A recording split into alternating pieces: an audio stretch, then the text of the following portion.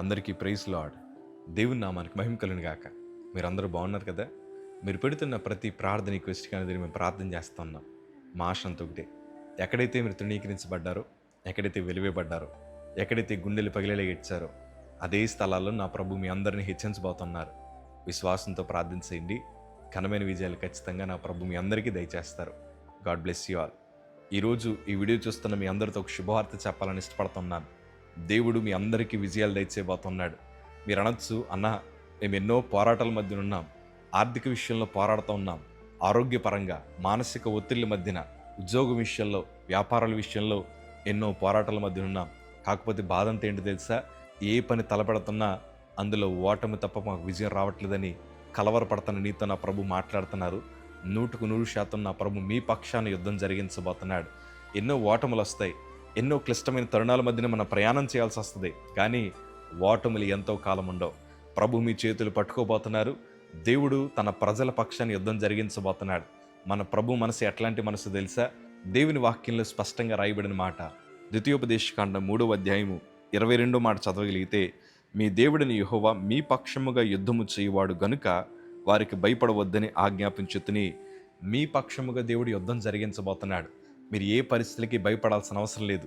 అవమానాలకు కానీ, కొరతలకు కానీ, ఇప్పుడు మనకు ఎదురవుతున్న ప్రతి ఆర్థిక సమస్యలు కావచ్చు, మీ శరీరంలో కలుగుతున్న ప్రతి వ్యాధి బాధలు కావచ్చు, దేని వైపు చూసి మీరు భయపడాల్సిన అవసరం లేదు. ఎందుకంటే దేవుడు మీ పక్షముగా యుద్ధం జరిగించబోతున్నాడు. ఎవరో అవమానించారని, ఎవరో లేనిపోని అబద్ధపు ప్రచారాలు మనమే చేస్తున్నారని, మన కుటుంబంని గలిబిలి చేస్తున్నారని, లేకపోతే ఇప్పటిదాకా మనం కష్టపడి కూడబెట్టుకున్న ధనమంతా మన సొంత ఇంటి వారి దొంగిలించాలని, మనం నాశనం అవ్వాలని కోరుకుంటున్న వారి మధ్యన మనం బ్రతుకుతున్నాం కదా. అలాంటివన్నీ ఆలోచిస్తున్నప్పుడు, అయ్యో నేను ఒంటరివాణ్ణి కదా, నా కుటుంబం ఎందుకు ఎన్నిక లేని కుటుంబం కదా, వీళ్ళందరూ నా మీద పడితే నా పరిస్థితి ఏంటి, ఇలాంటి పోరాటాలను నేను గెలవగలనంటావా? అవతల వారికి రాజకీయ బలం ఉంది, అవతల వారికి ధనబలం ఉంది, అవతల వారికి సహాయం చేసేవారు చాలామంది ఉన్నారు. ఈరోజు నా పక్షాన్ని ఎవరు లేరని కలవరపడతాను నీతో నా ప్రభు మాట్లాడుతున్నారు. నీ తరపున దేవుడు యుద్ధం జరిగించబోతున్నాడు. నీ బలహీనమైన కుటుంబం వెనకాల నా ప్రభు నిలబడి మీ అందరి స్థితులను దేవుడు మార్చబోతున్నాడు. యుద్ధము యెహోవాదే. ప్రియ సంగమా, వెనుకడుగు వేయాల్సిన అవసరత మనకి లేదు. మోకాళ్ళ ప్రార్థనలో ఘనమైన విజయాలు మనం సాధిద్దాం. కన్నీటి ప్రార్థనలో గొప్ప విజయాలు మనం సాధిద్దాం. మా చిన్నప్పుడు ఒక సందర్భం జరిగింది. మేము ఒక ఇంట్లో కలర్ టీవీ చూడడానికి వెళ్ళాం. నేను మా ఇద్దరు చెల్లెళ్ళు, మేము బాగా చిన్నపిల్లలము. అందరూ ఆ ఇంట్లోకి వెళ్ళారు, కానీ నన్ను మా ఇద్దరు చెల్లి మాత్రం కాళ్ళ తుడుచుకునే గోని సంచులు గుమ్మం దగ్గర పెడతారు కదా, అక్కడ నిలబెట్టారు మమ్మల్ని. లోపలికి రానివ్వలేదు. అర్హత లేనంటే వారిగా మమ్మల్ని చూశారు. పోన్లే అక్కడ నిలబెట్టినా పర్లేదు లేని దాన్ని చూడడానికి ప్రయత్నం చేస్తే, చిచ్చి కుక్కలు వచ్చాయి అవతలకు పొండని మమ్మల్ని కుక్కలుగా సంబోధించి ఆ ప్రాంతం నుంచి మమ్మల్ని బయటికి పంపించేశారు. మా హృదయం చాలా కలవరపడింది. ఆ తర్వాత మమ్మల్ని ఎవరు ఫంక్షన్ కూడా పిలిచేవారు కాదు. రకరకాల ఇబ్బందుల మధ్యన మేము బ్రతికాం. అంతెందుకయ్యా, నేను ప్రభు సేవలోకి వచ్చిన తర్వాత, హాస్పిటల్ నుంచి ఇంటికి వచ్చిన తర్వాత ఒక కుటుంబం నాకు సహాయం చేశారని వాళ్ళ ఇంటికి వెళ్ళి వారిని పలకరించడానికి వెళ్తే ఇంట్లో కూడా రానివ్వలేదు. బయట కుర్చీలేసి కూర్చోబెట్టారు. గేటు దగ్గర మమ్మల్ని నిలబెట్టించారు. ఈ పరిస్థితులన్నిటి మధ్యన మేము ప్రయాణం చేస్తూ వచ్చాం. ఎవరిని పల్లెత్తు మాట లేదు. ఎందుకంటే మాకు తెలుసు మేము శక్తి లేనట్టు వారమని, మాకు తెలుసు ఆర్థికంగా మేము బలహీనులమని, ఎదుటి వారి దగ్గర చేతులు చాపిన స్థితిలో మేము ఉన్నామని మాకు తెలుసు. కానీ ఘనమైన విషయం ఏంటి తెలుసా? మా పక్షాన దేవుడు యుద్ధాన్ని జరిగించడం ప్రారంభించాడు. అవమానం పొందిన చోటే గొప్ప సాక్షులుగా దేవుడు మార్చాడు.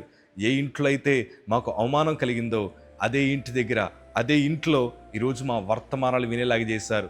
కొన్నిసార్లు మా పరిస్థితులు ఎట్లయిపోయాయంటే, వీళ్ళ బ్రతికెంత, వీరి జీవితం ఎంత అని వేలెత్తి చూపించుకునే పరిస్థితులు మేము ఉండేవాళ్ళం.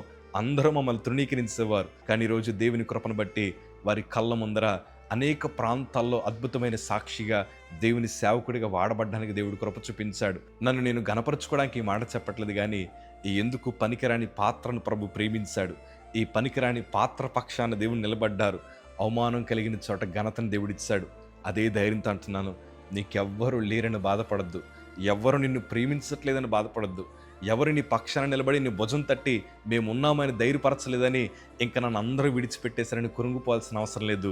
మీ పక్షాన దేవుడు యుద్ధం జరిగించడానికి ఇష్టపడుతున్నాడు. దావీదు పక్షాన దేవుడు నిలబడ్డాడు. శత్రులందరి కళ్ళ మధ్యన దేవుడు దావీదుని హెచ్చించడం ప్రారంభించాడు. వాళ్ళ అన్నలందరి కళ్ళ ముందర దేవుడు దావీదుని హెచ్చించాడు. సౌలు రాజు ముందర దావీదుని హెచ్చించాడు. శత్రువుల ముందర దావీదుని హెచ్చించాడు. ప్రియ సంగమా, దేవుణ్ణి పక్షాన్ని నిలబడితే చాలు. ఎవరేమనుకున్నా నా ప్రభుని చరిత్రను మారుస్తాడు. ఈరోజు గుండెల మీద చేతులు వేసుకొని చెప్తున్నాను, మీ పక్షాన నిలబడిన వారు ఎవ్వరూ లేకపోయినా మీరు ధైర్యంగా ఉండండి. దేవుడే మీ పక్షాన నిలబడ్డారు. అందుకే ఎప్పటికీ మీరు సజీవులుగా ఉన్నారు. ఈరోజు ఈ వీడియో చూస్తున్న మీ అందరి పక్షాన దేవుడి ఘనమైన విజయాలు అనుగ్రహించును గాక. ఈరోజు తల్లులు, తండ్రులు, యవనస్తులు, మీ ఓటముల మధ్యన దేవుడు గొప్ప కార్యం జరిగించబోతున్నాడు. ధైర్యంగా ఉండండి. మిమ్మల్ని అవమానపరిచే దేవుడు ఆయన కాదు. God bless you.